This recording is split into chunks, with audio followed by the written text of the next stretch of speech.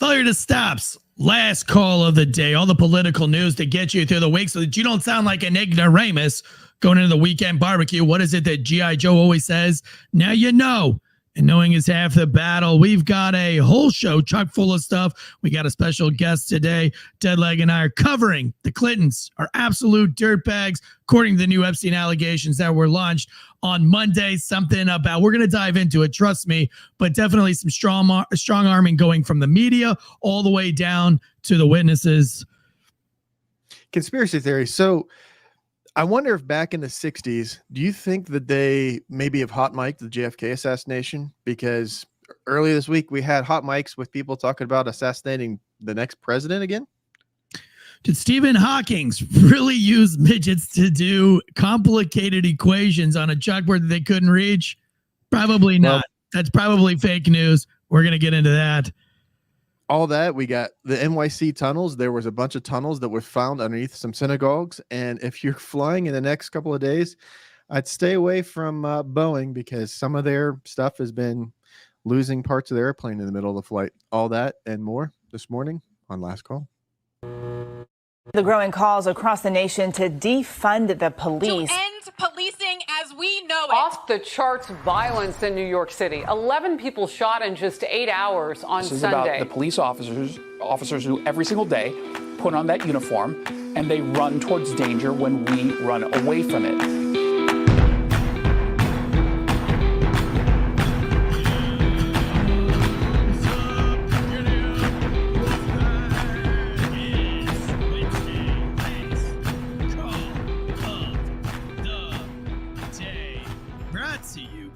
GhostBed.com/Wolfpack and FactorMeals.com/Wolfpack50. Both those companies offering 50% off even after the Christmas holidays up until Valentine's Day. It looks like. Don't know how they stay in business. Joining us today from our Thursday sports show, right out of the firehouse, Chief Keef.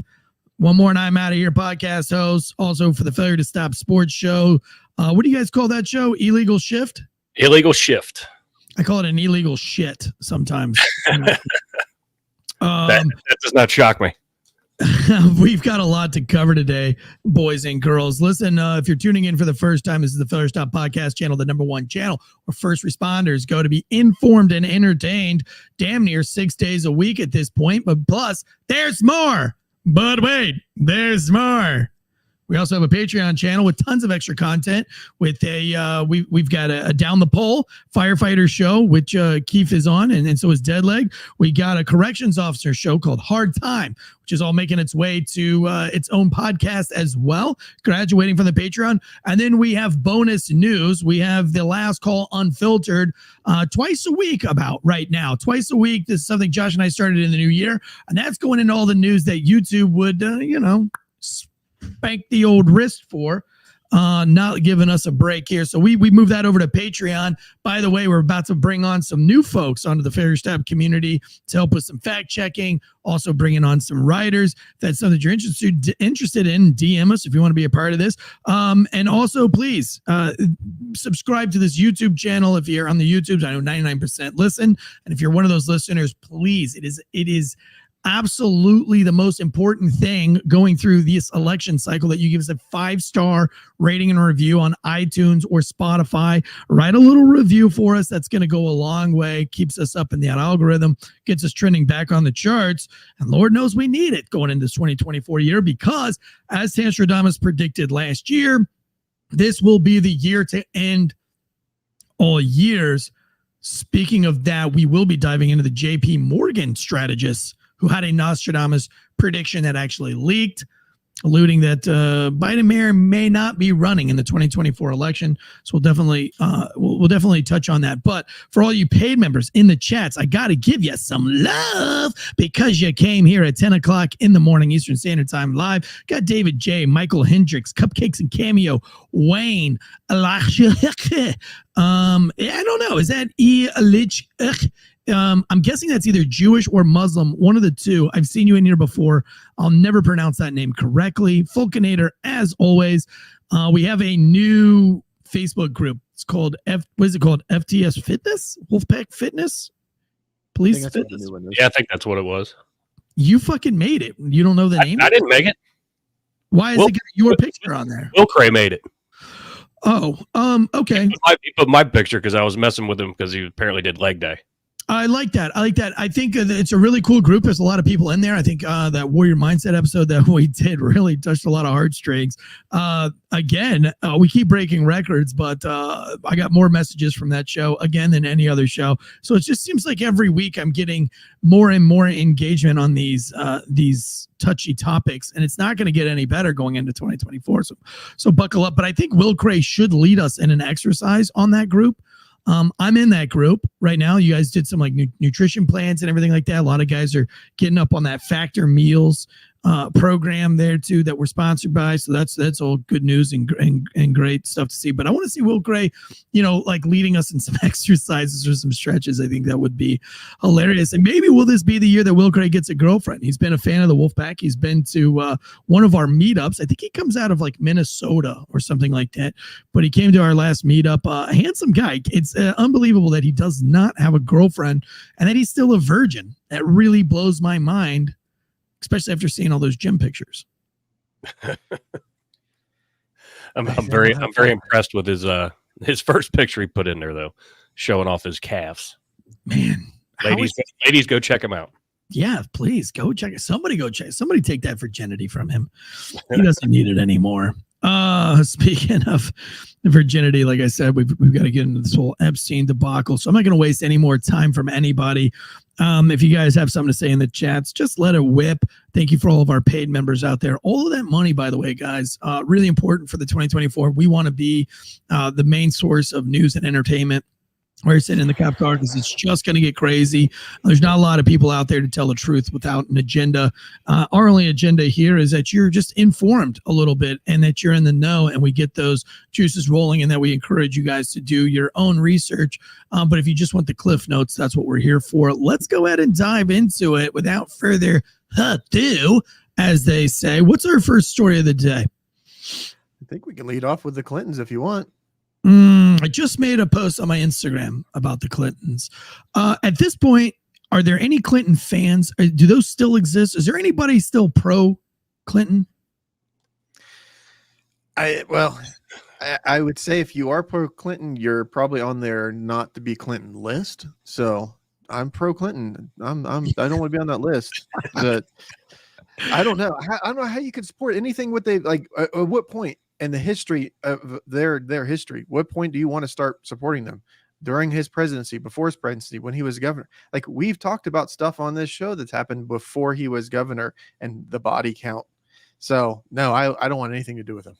There are true crime episodes solely dedicated to the Clintons, going as far back as in the 80s with the Boys on the Tracks, and then you can go up into the 90s where you have the Franklin murders. There was a lot of politicians involved in the Franklin murders, but the Clintons are still put up in that. You've got, Whitewatergate or something like that? Do you remember that one? Keith, you're probably the oldest guy here. I can't remember the exact name of it, but I mean, I do remember hearing some about it. I mean, I'm not that old. Yeah, it was a Whitewater Foundation. That was like they kicked it off. That was in the early 90s. I can't remember even what it was really about. It was about bad real estate investments. But the funny thing is that they were making some bad loans. But it was all being funneled through Hillary Clinton, which, by the way, if you fast forward 10 years past that, then you'll go back to the Clinton Foundation, where she does the same thing again and the same people die. They had Travelgate in 1993, where it's when Bill Clinton became the president. They fired all the travel people, which makes a lot of sense, because you wouldn't want you would want to get where you're traveling to with people you trust that you can manipulate, especially if you fast forward another 10 years from that date and he'll be traveling around with Jeffrey Epstein. Then you had the Vince Foster death in 1993, which, he was very anti-Clinton, was exposing a lot of Clinton things. And he was found dead in the public square. That was pretty crazy. And then just a year after that, Monica Lewinsky, which was probably one of the most impactful moments, in my opinion, of modern politics, because that was really the first time we saw a politician under oath and in a State of the Union bold-faced lie to the American public. And I remember hearing that with my own ears. Do you guys remember that? I do. I did not have sexual relations with that woman. You know, bold-faced lie, only to come out that he stuck a cigar in her hoo-ha and jizzed on a dress that she kept. So, you know, that wasn't a conspiracy theory. There were also other sexual allegations. But what it goes back for me with the Clintons and what makes them the most diabolical couple is the Boys on the Tracks murders. When he was the governor in Arkansas, where a prostitute alleged that she was a personal prostitute for Slick Willie. And there was a bad cocaine deal, you know, when everybody connected to that case was murdered within a week. In a town that only saw 2 homicides a year, had 7 in 1 week, all tied to the Boys on the Tracks. And it all came back to the Clintons and was squashed by President Bush, only for a year later for the Franklin murders in Oklahoma to take place, again being covered up. And there was a lot of Bush family allegations there too. So I've always said that the Bushes are probably the second most diabolical family in our existence, dating all the way back to the JFK assassination things. But the Clintons are just to the next level, especially with the new Epstein allegations. Well, and to have a family that, like you said, I mean, just bold-faced lies and thinks that they can get away with it. And how many lies did they get away with that we don't even know about? It's not that they get away. Nothing's ever happened. He was impeached and he stayed in office. He literally lied to the American people, stayed in office. Nothing ever happened. Same thing with Hillary deletes her emails. Yeah. Nothing ever happened. Like nothing ever happened. In 1996, there was 2. There were 2. And this is, let's see, for NPR says it's got Filegate. Investigators delving into different scandal found hundreds of FBI files on former White House workers. The information also covered the backgrounds of Republicans in Congress. 2 staff members who obtained the files quit their jobs, and independent counsel uncovered no wrongdoing by the Clintons themselves.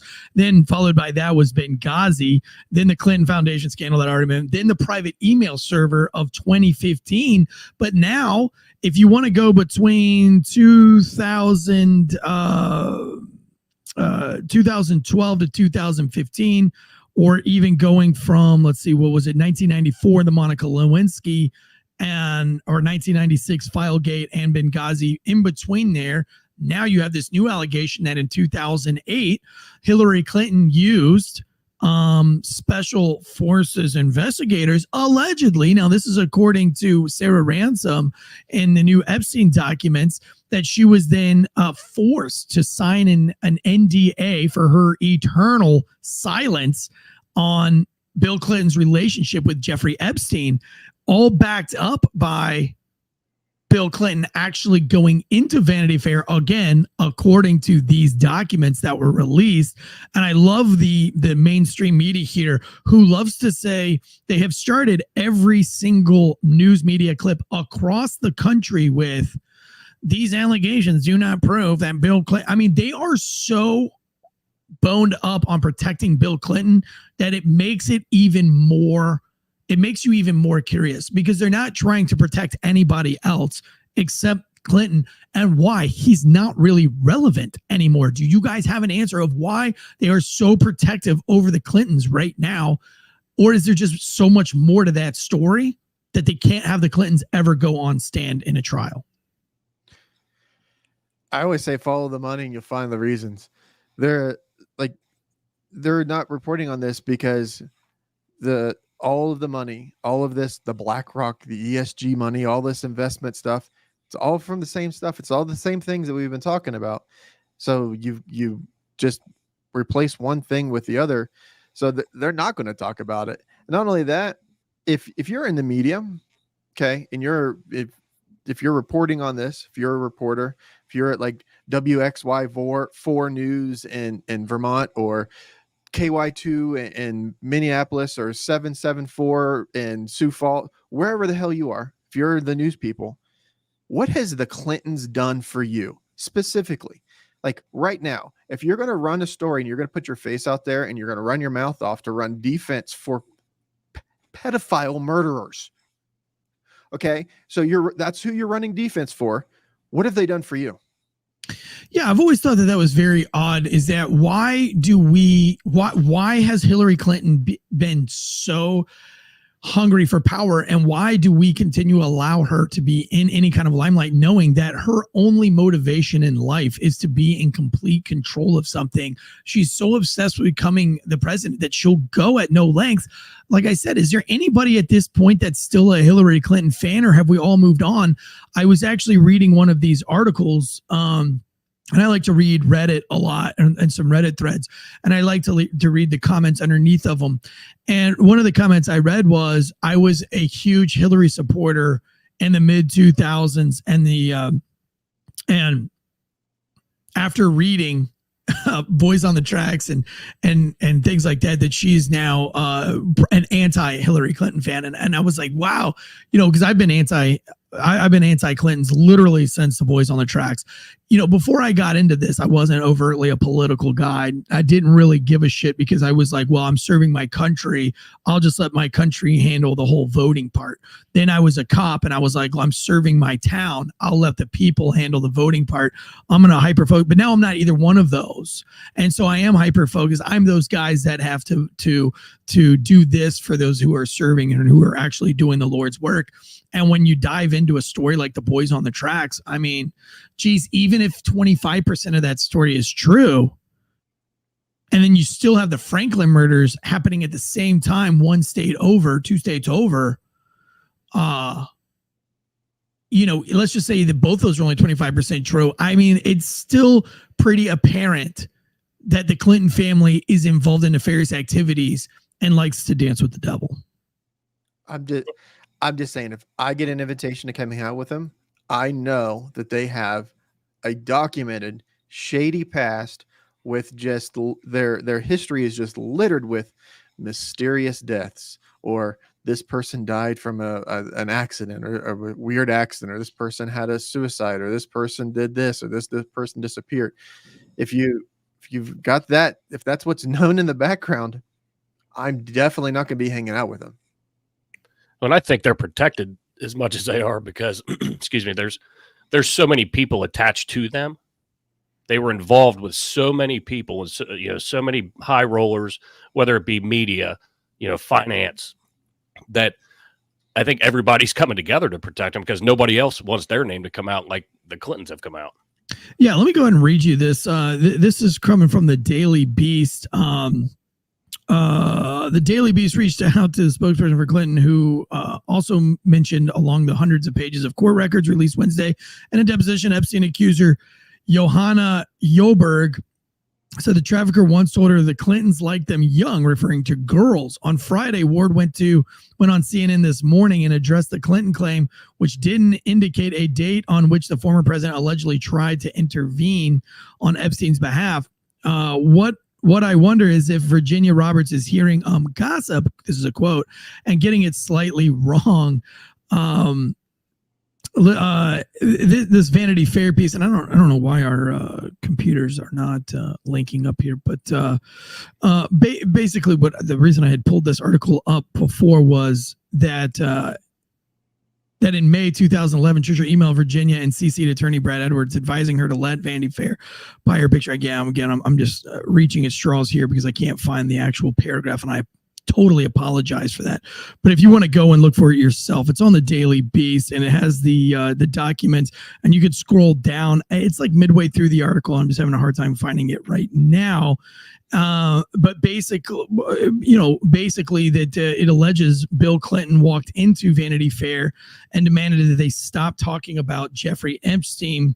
Here it is. I think I just found it. When I was doing some research into Vanity Fair yesterday, Gouffre added, it does concern me what they could want to write about me, considering that Bill Clinton walked into Vanity Fair and threatened them not to write sex trafficking articles about his good friend Jeffrey Epstein.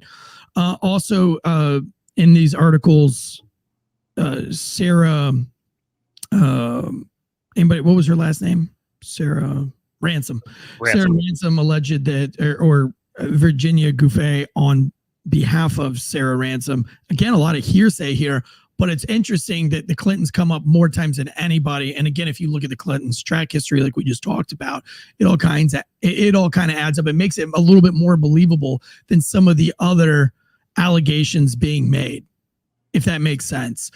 But she alleges that Sarah Ransom was approached by special forces agents, and we're guessing or assuming that would be the FBI or the CIA, came to her and forced her to sign an NDA about her relationship and her knowledge of Bill Clinton's relationship with Jeffrey Epstein. Now they've got so-called videos that came out. However, she goes in a few paragraphs after in the statement, and she recants that there is any video. And it really looks, if you look at it in its totality and the timeline of events, she comes out and she says that there's videos of Bill Clinton and these two other billionaires. Again, she doesn't mention Trump in this at all. The media keeps saying she does. She does mention Trump paragraphs later, but that is, again, if we look at it in its totality, it's very strange that she mentions that there's a video, and then in a couple paragraphs later, she says, never mind, I just lied about that. And then a couple paragraphs after that, then she brings up Trump again. And this is all back in the early 2000s, the 2008. So it's almost like, nope, you're going to retake that back. We're going to fucking kill you. And then you're going to throw Trump's name in there, because why wouldn't she just lead off with the billionaire and Trump? Why would she add Trump paragraphs and paragraphs later? Right. My question is, she signed that NDA, and then she stated that the two officers, she knew their names. Where are they at? Where's the statements from them? I mean, hopefully that comes out at some point, since she can pinpoint two people, because that same article, I think she said that she knew who they were.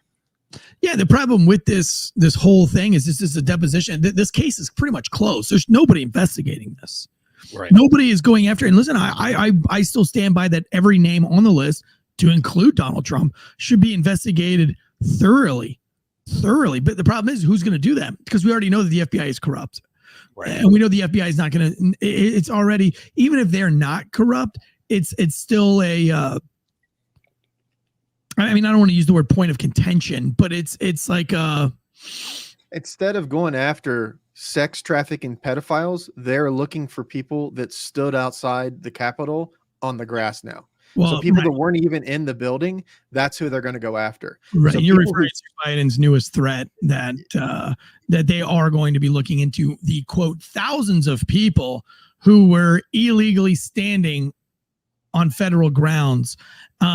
I don't know about you guys. I'd love to know your take on this.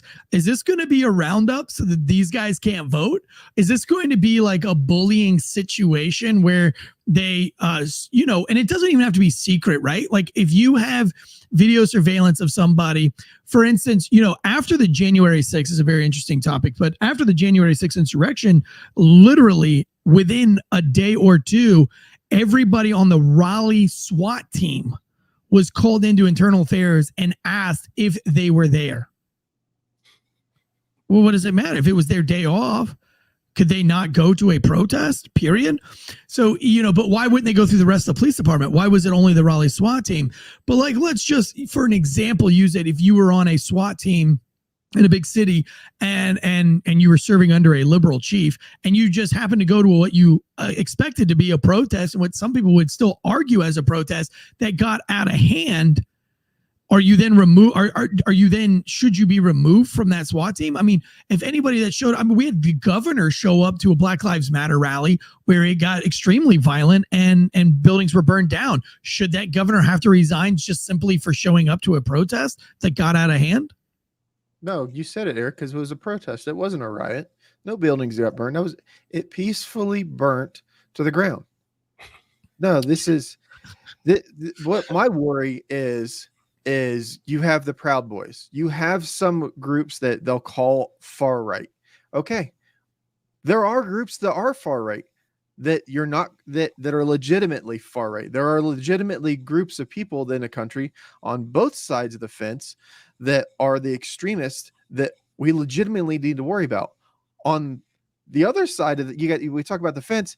Meanwhile, we have all these extremists from all of the countries coming across the fence, across the border.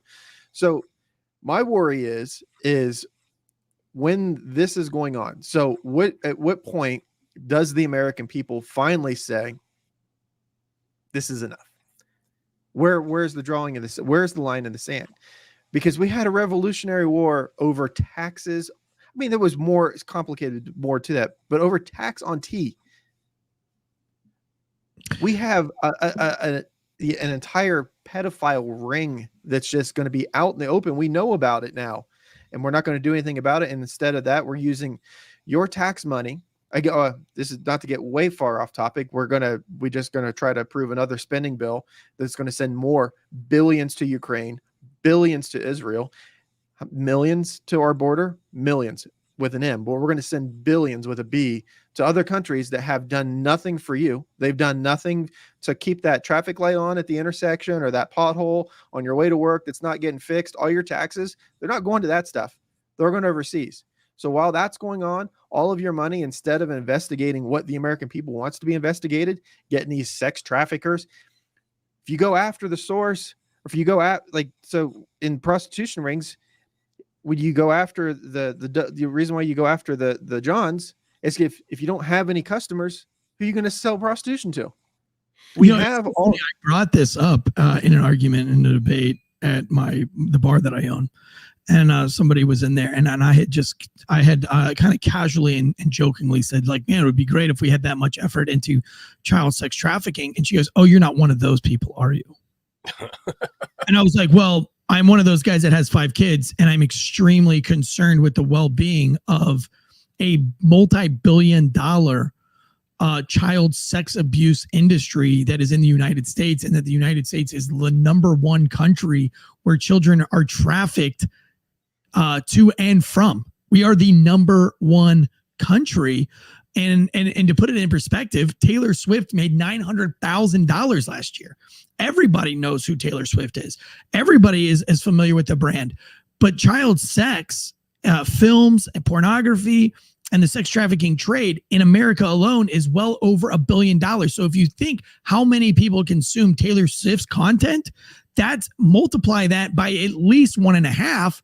And that's how many child predators there are. That's a real big deal. If there was that many children dying of anything, it would be the #1 talk, the pandemic of our lifetimes. If that many kids were dying of some kind of disease at that rate and that number, child sex crimes are 4 times higher than hate crimes in the United States. Yet all you hear about on mainstream media are hate crimes and race-baited crimes and things like that. But in reality, in the real FBI statistics here, but by the way, the FBI still does not account or keep number of how many kids are missing in the United States. It's a stat that they just ignore to this day. I read that in the Franklin murders book, which is just a phenomenal book. It'll really make you rethink everything is really happened. It's the Franklin murders in Oklahoma. There were a lot of politicians and elites. The book was written in 1992, but it was about a satanic sex cult of politicians who brought who allowed other people to become politicians that were part of this movement. So, but I don't understand. Maybe you're in the live chats. Maybe you can help us here. What makes somebody want to take the side? And I hate to think that it's just politics, because I really don't feel like Trump is innocent of any of this. Like, for me, I've got questions of why Trump didn't do certain things in office to also combat child sex crimes. So I think he should be investigated just like anybody else, but it should be bipartisan at this point, that we protect the children and that we protect the most abused and the most oppressed, which, if again, by the numbers, would be children involved in sex crimes in the United States. There is an epidemic of this going on, multi-billion-dollar industry. And it just seems like, oh, you're one of those people. Well, I think the mainstream will talk about the hate crimes and all that because it's a way to keep us divided. They start talking about the sex trafficking. I think this is just my conspiracy theory, is we would all come together to combat that. the majority of the population. But instead, they give us all that other bullshit to keep us divided, to keep us, at each other, to where the politicians can then do whatever the hell they want. Yeah. Very interesting things going on with this Epstein list. And I like the awareness it builds.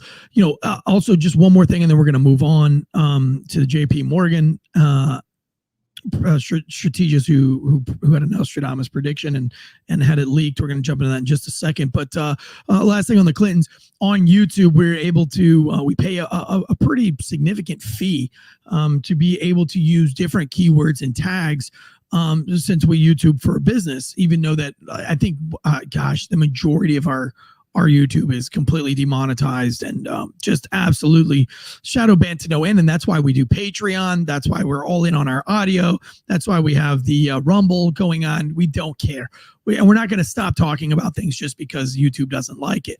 But right now, you cannot physically, in this software that is ran by YouTube, that you pay when you run YouTube as a business.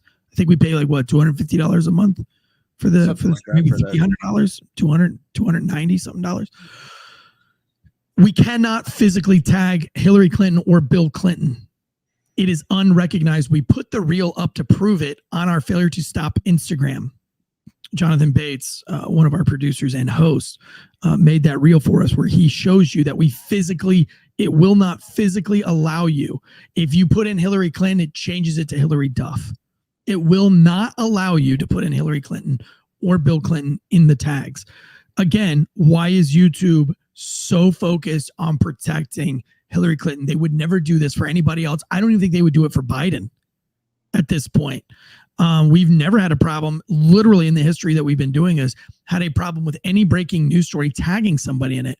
Why all of a sudden now, also in our Failure to Stop Wolfpack a private group, which has been great. It's been a lot of fun, very productive, a lot of first responders in there with some dark humor, putting out some grievances. People are getting in shape. People are doing meetups and grabbing coffee. I mean, it's just been a phenomenal private group. Literally one of the private groups that I'm the most proud of, that's led by Falconator and Bosco Autry. I just got a notification that another one of those posts were removed. Doesn't tell me which was removed. It doesn't tell me why it was removed. So therefore I can't go onto the group and say, guys, we've got 2 strikes on this group chat, this group page, but I can't even tell you who posted what or what went against the standards. Because as far as I can see, it's just dark humor. It's not necessarily political humor at all on that page. It's mostly just first responder humor. So I don't know. Crazy times that we're going in. Again, even more reason to support our Patreon channel to keep us monetized through the year, and that we can hire more first responders to make this new show even better. But you can also support our sponsors, ghostbed.com/Wolfpack, 50% off going into the holidays. Sleep so good and scary. I always say mental wellness starts with a good night's sleep. Listen, you want to know how I sleep through all this doom and gloom, and I don't want that to be the part of this show, is that it's all doom and gloom. There is a light at the end of the tunnel, and that light is simply a ghost bed mattress. Man, you sleep on that thing, and it's like everything just goes away. It's almost like all your fears and tears just wash away. It's almost like you're being held by Jesus himself as he's washing away your sins. That's what laying on a ghost bed feels like. The sins are still there. You're still probably going to hell. They're not going to redeem those sins, but at least it makes you feel like your sins are forgiven. That's how comfortable the ghost beds are. The ghost bed pillows, I have like 3 or 4 of them now. I have my travel ghost bed pillow, which is just a ghost bed pillow that I travel with. A lot of you guys have messaged me and been like, hey, I can't find the travel pillow. It's just a pillow that I travel with. But right now, 50% off beds made in the good old USA. God, you guys are idiots. Go to ghostbed.com/Wolfpack. We also have factormeals.com/Wolfpack, because mental wellness also starts with just being healthy and healthy lifestyle and living. And that's where meal planning to the next level takes place. Look, you're in your me wagon, you're in your little fire truck, you're in your patrol car, you're doing all of these things. You got core prep, you got to roll up the hose, you got to restock all the IVs and fluids and your things. You ain't got time to be meal prepping and meal planning through the week. But you know what you do have time to do? Go to the fast food joint and get you a big giant burger and some tacos with all the cheese and the condiments. And that way you feel fat and sluggish and more depressed. And you go home and you sleep on your shitty bed. And before you know it, you're like, well, why does my life suck? And my wife want to leave me and my kids are fucking nerds and I'm a loser. Why do you think you feel that way?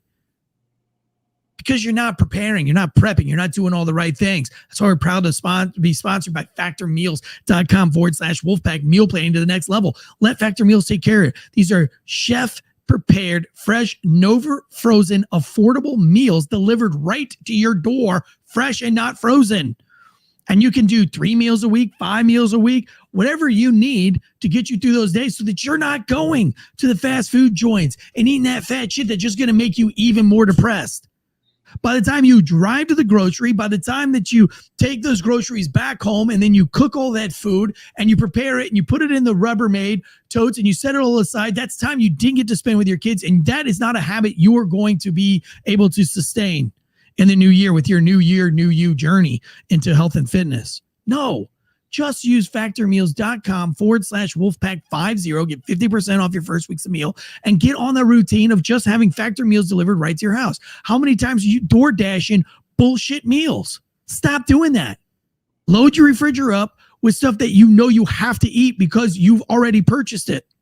And it's healthy. They've got protein heavy meals with over 50 grams of protein. They've got calorie conscious with less than 550 calories on most of them. They got the vegetarian options, the vegan options. They've got the weight loss options and the get swole options. They've got it all. 300 plus something menu items. Go to factormeals.com/Wolfpack50. Start that meal planning today so you can get swole like me. Like old Kiefer over there. By the way, Kiefer, you guys doing a lot of working out there in the old firehouse? You still do that shit? Yep. We actually have a lot of guys that are using Factor meals. So and we try to eat healthy there, but it was funny because I hadn't heard of Factor meals till you guys, and all of a sudden these guys are coming in with Factor meals. I'm like, hey, I know exactly what that is. Tell them that they need to use our promo code if you can, or at least send pictures and tag us in it. That would be great. All right, let's go on to this next. What do we got next, Joshua? What do you want to do, JP Morgan or JP Morgan? I gotta get on time today. JP Morgan predictions analyst. Were you covering this or was I covering it? I think I had both of them. I have it up. I found it. What you got? So JP Morgan puts out at the beginning of the year. So JP Morgan is a bank and they put out a big financial thing at every year, like all banks do, projections and things like that. Well, this went out on January 1st and it's a 49-page thing. And it's this big, long financial thing. It's got all these graphs and talks about markets and this and that. Well, on page 41, there is a section that says President Biden will withdraw sometime between Super Tuesday and November elections, citing health reasons. Biden passes his torch to a replacement candidate named by the Democratic National Committee.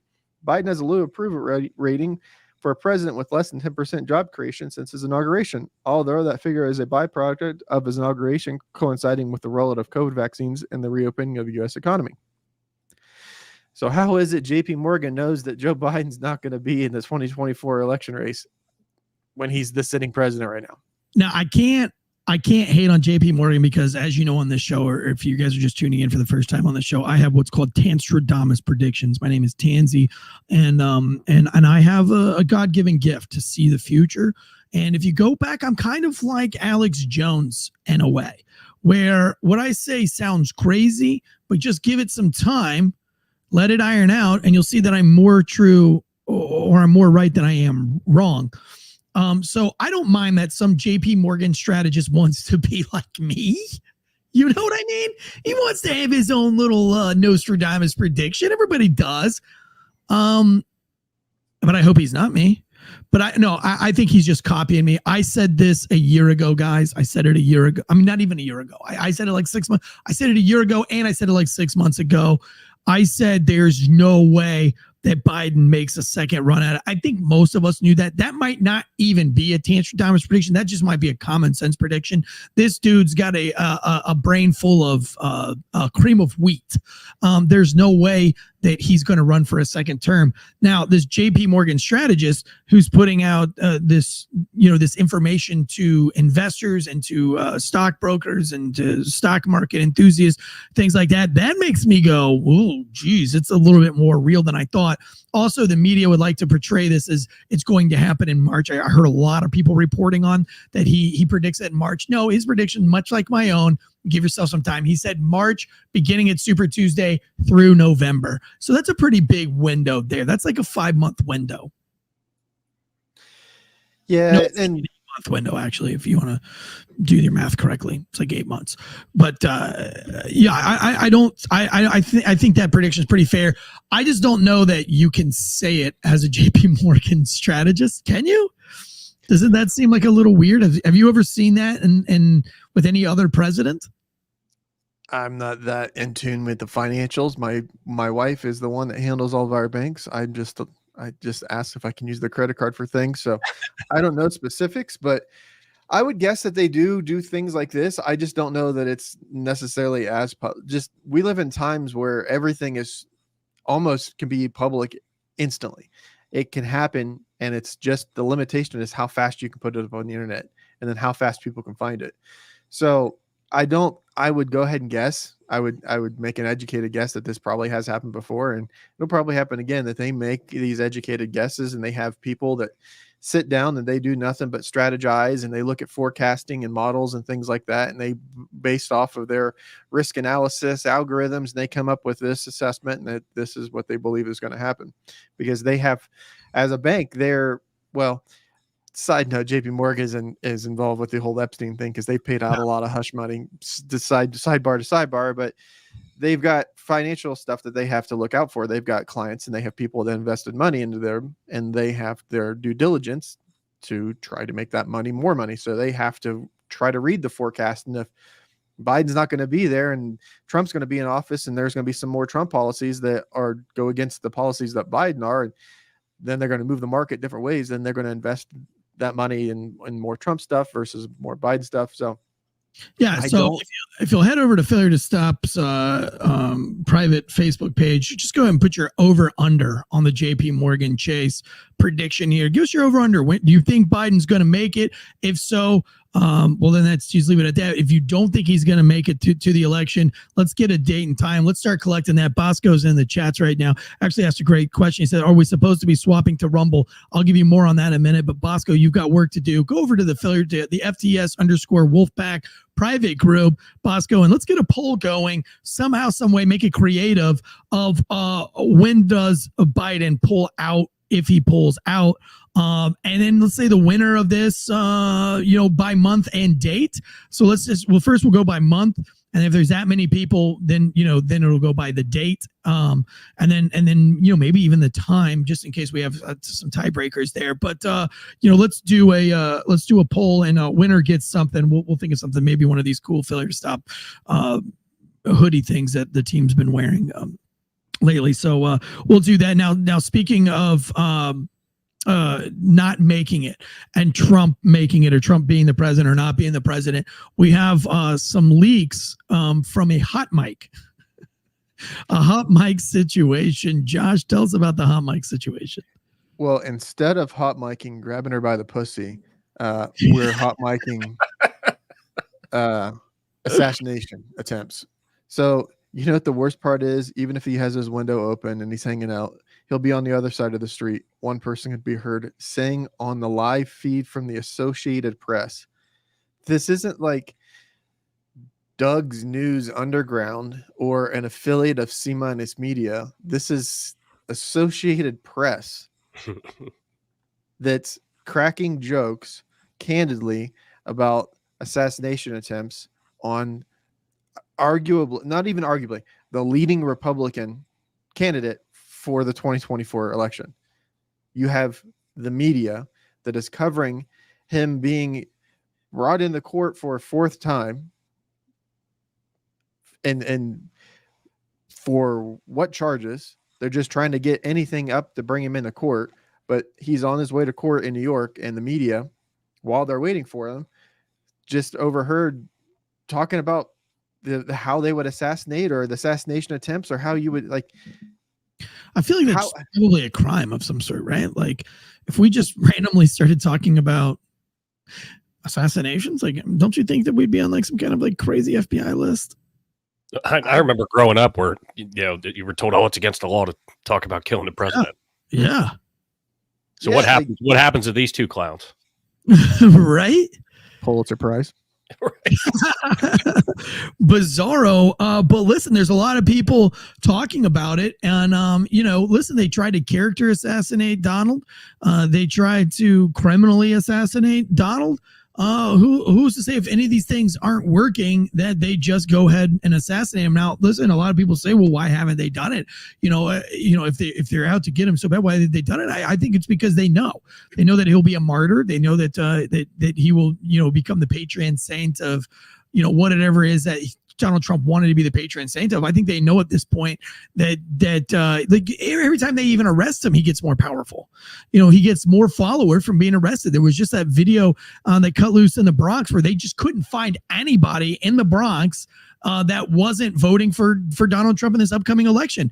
And it was bizarro. And, maybe they edited the video to make it look like that. But the premise of the TikTok video was like, we're going to walk through the Bronx and try to find one person that's not voting for Trump. And they go to all of these, persons of color in the Bronx and of all different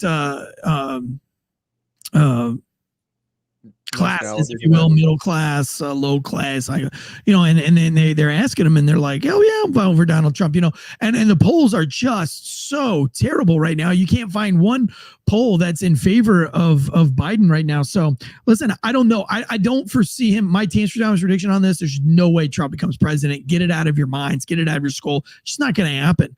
The powers that be will not allow that to happen. So I don't know if you go over to the Vivek Ramaswamy, or if you're on the same page as RFK Jr. or whatever. I'm not telling you who to vote for, but I'm telling you right now, I would make sure that you start doing your due diligence and start doing your research on these folks, because I don't think Donald Trump is going to be an option. That's just my Tansey and Deadleg prediction.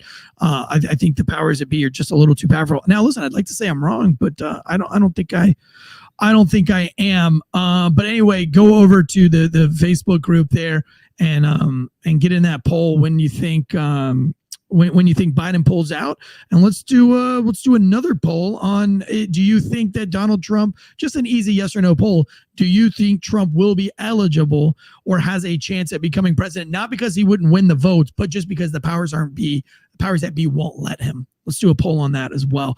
I like all these polls. I'd like to see where everybody's head's at, just to make sure that I'm not, that I'm not the crazy one here. I always like to be critically thinking and working my way through it. I'm not bought into any of these candidates ever. I don't trust any of them. What's our next story? Let's breeze through these really quick. We touched on this yesterday for our Patreon, the NYC tunnels. The Jew tunnel. So, tunnel have you of heard Jews. about this? You heard about this one, Keith? Just when you sent it to me, I was reading through it. I hadn't heard of it before that, though. Do we call it Jewgate? Trying to think. I'm trying to think of how we could meme it but not get canceled. Yeah, so there was over the last there's a lot of I wouldn't say breaking, but it's still breaking in the last 24 to 48 hours. So yesterday they found, or it was reported, that there was a small riot. That's what they'll call a riot, is that, but the burning of the cities anyway. So they had a small riot inside of the church when cement trucks yesterday went to the church, the synagogue, to go ahead and put cement into these tunnel system to make sure that they don't collapse in on themselves.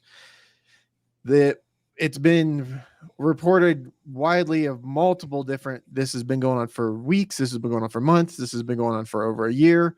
There was a Twitter this morning that I was looked at. I couldn't confirm it or not, but there was somebody that had been reporting that lives in that area, said that they heard voices and heard things in their underneath of them for like weeks and stuff, and then comes find out that this tunnel system is underneath of their stuff. So a bunch of people gave him, where I guess on Twitter was giving him a hard time, like, there's no way you're hearing things, you're going crazy or whatever. And he's like, well, I guess I need a bunch of apologies from everybody, because a bunch of people were underneath of us.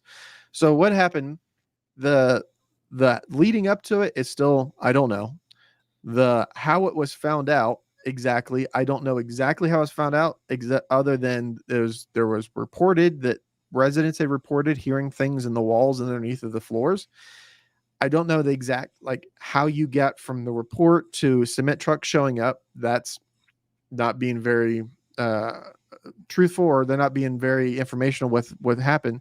But when they brought the cement trucks, they used specific words from Hebrew, from the Jewish community to describe what the individuals were. They were just youths. They were young youths from a part of, like, a separate group that was a part of the church, and they are the ones that was causing all the ruckus. And those are the ones that end up getting, there was, I believe, 9 or 10 that was arrested, all misdemeanor stuff. Nothing was crazy. So they're going to go back, and I guess the New York City, New York's going back today to try to either put the cement back in there or have the city engineers come in to figure out what, if anything needs to be shored up, if anybody needs to be evacuated. But a lot more questions than answers. Yeah, I'd like to think that I side, and one of the possible answers was that they were using this to get to and from the synagogue during COVID when it was shut down, so that they could still worship and things. If that's the case, I'm like team whatever this far right winged. I think they keep calling it like a Jewish extremist group of youths, which I don't like throwing a word around the world, extremists, so much. I mean, if these guys want the right to worship, I'm for it. Like, I'm like, don't tell me what I can and can't do and where I can and can't go. I'm the kind of guy that's going to resist at all ends. You tell me I can't do something, I'm probably going to find a way against it. But that's the American spirit. That's that, we all want to be free, and these guys want to be free. So, maybe I'm on team them.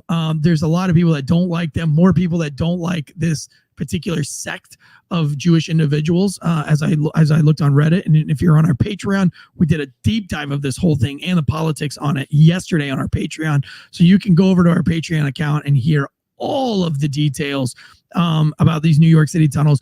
Don't think it's anything conspiratorial I don't think there's enough evidence there yet. I'm not buying although they were trafficking children or anything crazy like that. I think it was more of like renegade youths that just want to be rebellious. And listen, maybe because I'm being biased, because I would like to align myself with people like that. So, but that's what I think is going on. Do you guys have any other further thoughts on that? When I was probably 3 or 4, so a little bit younger than the tunnel building age, but when I was 3 or 4, I got in trouble for painting my uncle's riding lawnmower white. He got a brand new riding lawnmower, and my cousin and I painted it white. But we did what kids were doing. We just got in trouble. And then growing up, when I was a teenager, I got in trouble when I first found matches, and I was burning my Matchbox cars with matches. And little do you know, that smell is very poignant, and it goes through the entire apartment. But I got in trouble for burning my Matchbox cars. So what could be a possible thing that happened here is teenagers did teenager things. Yeah. During the lockdowns, teenagers were locked down doing teenager things like, oh, well, wow, we can dig a hole in here. Oh, we this opens up. Oh, we can get a little bit further in here. Oh, we have our own little secret club hideout. Now nobody knows about this. This is our cool little thing. That is also a possibility. And in the scheme of like life, they say that the most reasonable answer is probably that's the truth. Yeah. I mean, there's a lot of allegations about bloody mattresses. Haven't really seen the evidence of that. That seems a little far-fetched. But again, show me the evidence and I'll take a look at it. But for right now, I'm more like on the side of more likely than not that this was just youths trying to do just youth things. Tactical Dude says it sounds like the left media trying to use the child sex issue against other people now that it's aimed at them. You know what, Tactical Dude, it's funny that you say that, because I have noticed that they're now like all about like accused. You know that Bill Clinton was accused. Now all of a sudden we're all accusing this Trump guy. You guys weren't accusing him of being a pedophile before, but now it's like you're bloodthirsty at doing it now. You don't think that the most hated guy, the most politically persecuted man in American history, you don't think that if there was any evidence that this dude was a pedophile that it wouldn't have already have come out?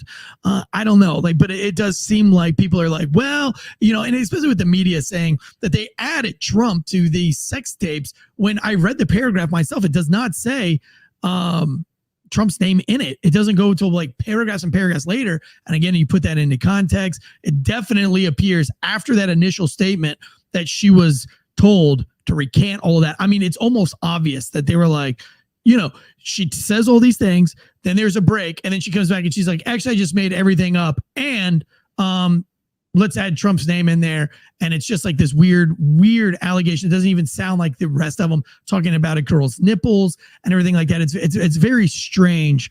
But yeah, I feel kind of what you're saying, Tactical Dude. Last story of the day, and we got to get out of here. If you want more news, I think we are doing this again tomorrow, but only on our Patreon. We're covering some more things on the Patreon because we have a school shut down due to influx of immigration. So the schools, because it's so cold, they're having an Arctic blast up in New York, moving some immigrants into the to the schools and moving the kids out of the school to do remote learning. It's crazy, but we're going to deep dive that tomorrow on the Patreon show and give you all the news and gory details of that. Again, the Patreon is where we can really get in the nitty-gritty and really say what we want to say because we don't have to worry about demonetization. So head us over there. We got a Boeing blowout real quick, last 5 minutes of the show. The Boeing blowout. Now, Josh, this is a door that got ripped off of an airplane. But what's odd about this case is that the black box is also missing. So it's not missing. So what happened? This particular door. So they build these planes. Boeing built these planes like you would build like a bus, like a city bus. Some cities are going to have really tight seats, and some cities are going to have really open seats. Some are going to use the buses just for transit stuff, and they're going to like for cargo things. So when they build these planes, the mold of it is all basically one thing, and then you have a few things that are interchangeable inside. This door it's technically emergency exit, but it is an access door. It's not a door that you normally would load passengers or people or things on. It's a maintenance access point. So even in the emergency or even in the aircraft, it's not a door that you would use as an emergency exit. So, but this plane was put into service in October of last year, and then this door just flew off during flight. So they took off from the airport, climbing out. They got about 16,000 feet, and the door exploded out. It's crazy because that plane's not even a year old then. No, just not even a couple months old. Wow. Like it's in its introductory flights. Like it just passed, because for a plane to get to this point, it's probably 5 or 6 months old at this point, because once it rolls off the line, then Boeing's going to test it. Then they have to go through all these air certification things, and they have to go all these airworthy certificate. There's a whole bunch of things, and they're looking at this specifically because there's a series of bolts that they're looking for to see if the bolts, if they'll go into the bolt to make sure that the grade of the bolt was the right bolt, to make sure that it had the right number of Loctites, or it was the right number of foot-pounds of torque. They have all these specific requirements and things that they know about all these tiny little pieces of these planes. So what has happened, Boeing is put out right after this happened. They put out a thing. Hey, you guys want to check your flight, your planes. Alaska Airlines pulled their planes right away. Then Boeing put out a thing, a service stop for all the aircraft. So all the 737s that have been put out, they have to be recertified. Well, they found quite a few of these planes have issues with these bolts. So there's quite a few of these planes that they're not in service right now. So none of these planes are in service right now, but they've found these planes. And this could have been catastrophic. Nobody got hurt. Nobody was injured. Nobody lost their lives.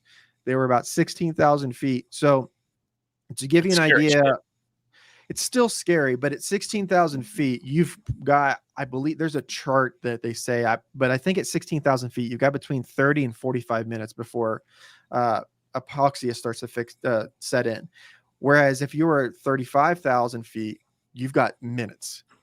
And when this happened, this door flew out. It sucked the shirt off of the teenager that was sitting there. It pulled 2 cell phones that were there and flew them out. At the same time, the cabin, the door for the cockpit door flew open. So you got to think, if you're at 35,000 feet, you've only got a couple of minutes before epoxy starts to sit in. And what that means is, or what's scary about that is, it's like being instantly drunk. You have no ability to comprehend things. Your ability to draw a picture, to write your name, to multiply 2 + 2, like very, very simple tasks. Once you start losing oxygen to your brain, very simple tasks become very difficult, let alone flying a plane with a hole in the side of it. So the fact that this happened at 16,000 feet versus 35 or 40,000 feet is a miracle. And then they were able to get everybody down. What was the case about the black box? So once you get on the ground, the black box, the FAA mandates right now that those black boxes are on a 2-hour recording. What that does is it records, there's 2 boxes. One is your flight data recorder, and one is the flight recorder that records all of the audio. So the audio portion records the audio that the pilot has, the co-pilot has. There's a couple other mics that are in the cockpit. It's how they were able to, the Malaysian flight that got shot down by a missile a couple of years ago, the different locations of the microphones in the cockpit were able to get the sonic boom from the explosion. So that's how they were able to determine that. But anyway, those are on a 2-hour loop. The FAA, or there's the regulations, or there's bills out there that they want to put it on a 25-hour loop. But right now they're on a 2-hour loop. And the thought process is you're going to capture, if something happens, you'll capture everything 2 hours behind. Kind of the same thing with the body cameras, as it's recording the first 2 minutes or 30 seconds or whatever. What was the case with this one? It didn't pick up on anything. So it did pick it all up, but it's continually recording. So if you don't pull the circuit breaker for it to stop it, it will record over everything. So when the plane came down for maintenance, they got everybody off because it was an emergency. So they got everybody off. So you got everybody deplaned, and then they start doing their thing. Well, someone forgot to pull the circuit breaker. Gotcha. The next question you're going to ask is, how often did this happen? And the NTSB says in recent modern times, they've investigated at least 10 times that this has happened, that the flight data recorder has been missing, or there's been an issue with the recording because of the circuit breaker or some issues like that. So there's a lot of things with this that make it sound like it's really nefarious, but more or less, it just sounds like negligence to me. Well, I agree with Army Knight in the comments that it's weird that it's only 2 hours. I mean, it's just it just goes back 2 hours from the time of an incident, right? It's a constant recording. So it's constantly recording. However, if you don't capture it at the end of 2 hours, it starts over with another 2 hours. Correct. If you don't break the circuit, if you don't pull the circuit breaker on it, it'll continue to record. Okay, so we've got to go. We got to keep this show at exactly an hour because I have Brazilian jiu-jitsu practice today. So I'm part of the cult now, so I got to tell you guys about it as well. But Thursday, you guys got your sports show coming up. Quickly, what does a glimpse of Thursday look like for us right now with sports? We actually have a special guest, Thomas Gines, who played for the University of Michigan when Tom Brady was there. He's a buddy of mine. He's going to come on and talk about Michigan winning the national title and then talk about his football career. Oh, excellent. That's going to be great. I also have another guest lined up for you guys at some point. I think it's a female boxer who's coming out about how next year that female boxers, the World Female Boxing Federation is going to start letting trans men box. She's got a lot to say about it. So I'm hoping that she responds and she'll be able to come out and show and talk to you guys about that. Friday, we have Delta Force operator Brent Tucker from First Responder Coffee Company coming on to break down Ruby Ridge. This will be a failure to stop special, a Ruby Ridge special with a real Green Beret Delta Force as well. Operator Brent Tucker, you're not going to want to miss that show. Tomorrow on Patreon, another news quick special. Might be 20 minutes, might be an hour. I don't know. It's ad-free.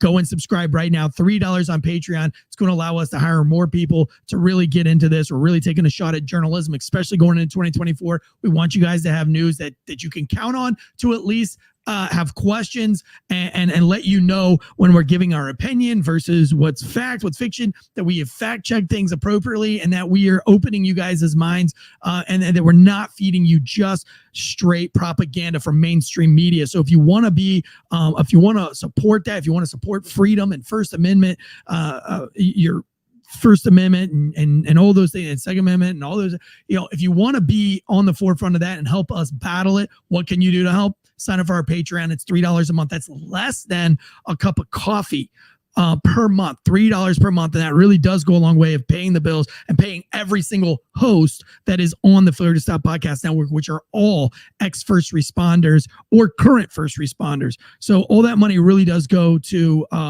supporting first responders and supporting, the American way of life. From myself, Jay Keefe from One More and I'm Out of Here podcast, and the Thursdays show, which is called Illegal Shift on Thursdays right here on the Failure to Stop Podcast channel. Deadleg, our producer, fact checker, host on Last Call.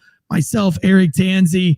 Thank you guys for joining in. Guns up, giddy up. The more you know, the easier it gets. Cheers.